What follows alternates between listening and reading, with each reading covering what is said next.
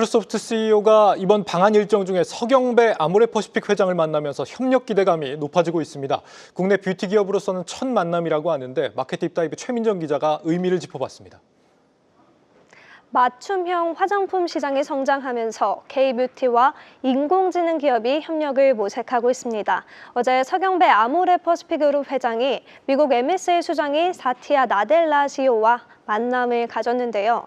취재 결과 AI 기술의 미래와 또 뷰티 시장 영향에 대해 논의한 것으로 확인이 됐습니다. 아모레퍼시픽이 추진하고 있는 AI 서비스를 고도화하기 위한 혐의로 해석될 수 있습니다. 실제 아모레퍼시픽은 회사명을 내건 신규 AI 서비스까지 론칭할 예정인데요. 향후 마케팅에 사용하고자 상표 등록까지 마쳤습니다. 또한 아모레는 AI를 활용해 피부 상태를 분석하고 맞춤형 케어를 이 기기를 통해 제공하고 있는데요. 이와 더해서 센슈얼 립 커스텀 매치를 통해서 142개 색상 중에서 개인 피부톤에 맞는 립 제품을 실시간으로 추천하고 또 제작도 해줍니다. 제형과 향도 선택할 수 있어 세상에 하나뿐인 나만의 립스틱 제작이 가능한 겁니다.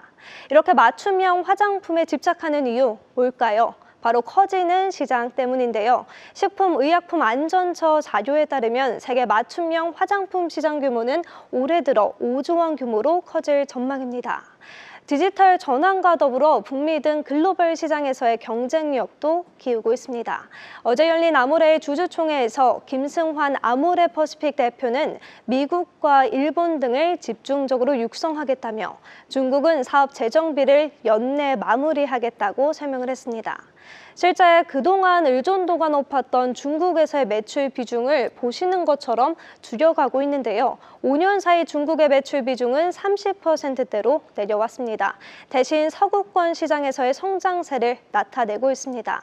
작년 2분기부터는 미주 매출액이 처음으로 중하권을 넘어서기도 했습니다. 미국에서 효자 노릇을 하는 건 라네즈와 이니스프리입니다. 지난해 아마존의 할인 행사에선 라네즈의 제품이 미국과 프랑스 브랜드 등을 제치고 립밤 카테고리 1, 2위를 차지하기도 했습니다. 작년 4분기부터는 이니스프리가 세포라 전 지점으로 매장을 확대했고 올해 1분기에는 에스트라가 세포라 이점을 시작할 예정입니다. 북미 사업에서의 성장이 기대되는 상황이죠. 하지만 아모레퍼시픽의 주가는 고점 대비 여전히 반토막인 상황인데요. 현재 아모레퍼시픽의 발목을 잡고 있는 건 코스알 X로 상반기까지는 재고 소진 여파가 지속될 예정이지만 하반기 반등을 기대하고 있습니다. 이 주가 회복을 위해선 코스알 X의 실적 개선이 선행돼야 되겠죠.